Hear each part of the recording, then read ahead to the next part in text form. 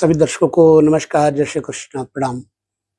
जन्म कुंडली में आपके मनोनुकूल धर्म पत्नी या पति अगर मिल जाए तो आपका जीवन बहुत सहज हो जाता है, क्योंकि पति पत्नी एक रथ के दो पहिए हैं और धर्म मार्ग में यह रथ जो गृहस्थ रूपी पति पत्नी का रथ है, समानांतर होना चाहिए।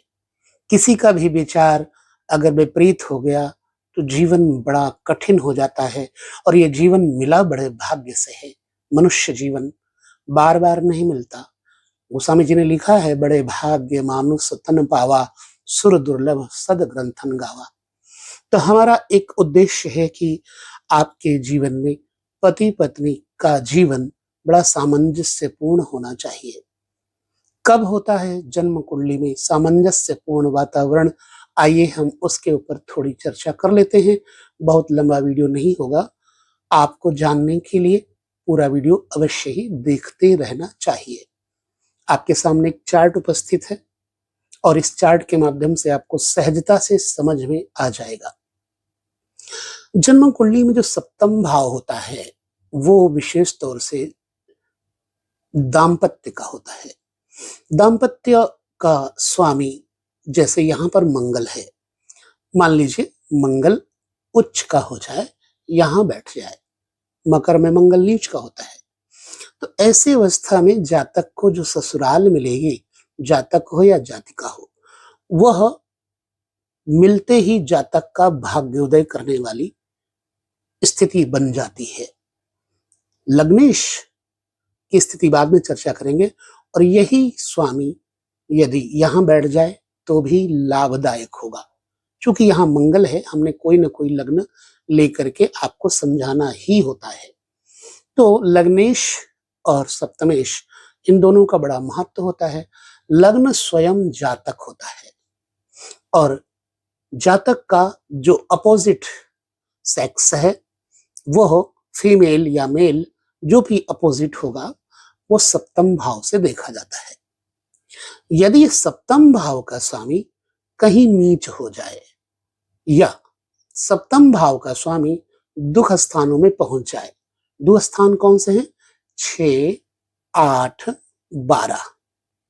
अगर यहाँ का स्वामी मान लीजिए मंगल है, मैं दिखाता हूं बना के, ये मंगल अगर यहां आ जाए इस स्थान पे तो ये छठा स्थान हानि स्थान है। तो ऐसी अवस्था में जातक के जीवन संगिनी या जीवन साथी के साथ सारी उम्र नोक झोंक चलती रहेगी, लड़ाई झगड़ा चलता रहेगा। यहां तक भी हो जाता है कभी कभी कि जातक का आपसी मनमुटाव इतना बढ़ जाता है कि वर्तमान में एक शब्द है डिवोर्स, और डिवोर्स करवा देते हैं। यही मंगल यहां बैठ जाए अष्टम स्थान, तो जातक का एक तो जीवन साथी कटुभाषी होगा, दूसरा बीमार रहेगा, तीसरा वह ये मंगल मान लो यहाँ का स्वामी कोई भी हो, यहाँ 12वें स्थान पे आ जाए, ये भोग स्थान है।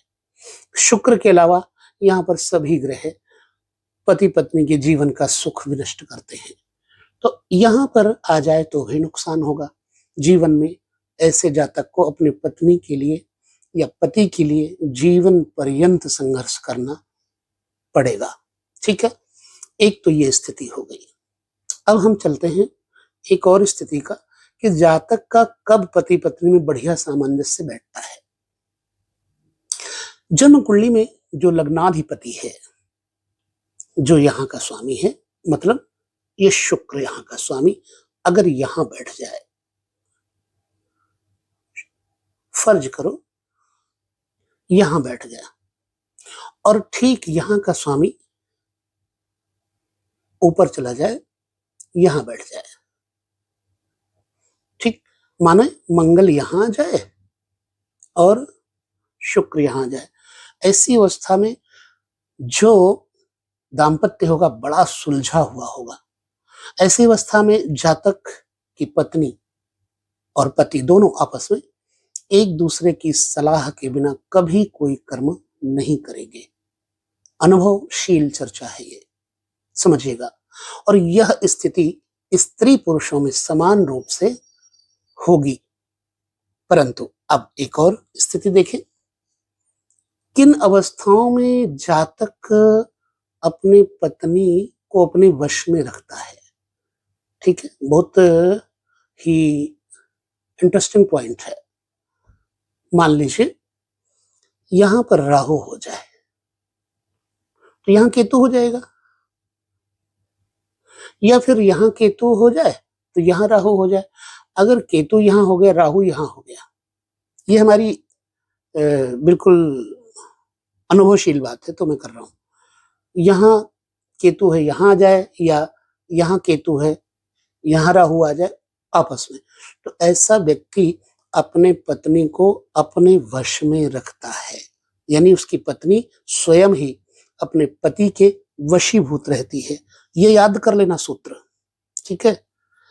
यदि सप्तमेश शुभ ग्रह के साथ हो, जैसे यहाँ का स्वामी मंगल है, या मंगल बृहस्पति इत्यादि के साथ में हो जाए, तो जातक की पत्नी बहुत अच्छी होगी, सुलक्षणा होगी। इसी प्रकार यदि सप्तमेश उच्चस्थ स्वगृही अपने ही घर में बैठ जाए, ठीक है, तो भी जातक की पत्नी बहुत अच्छी होगी।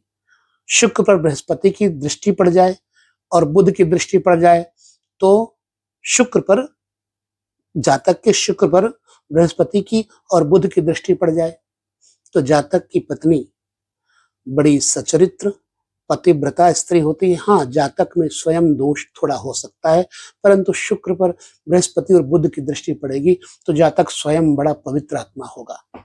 ठीक है, ये पॉइंट पकड़ेगा, नोट करिएगा।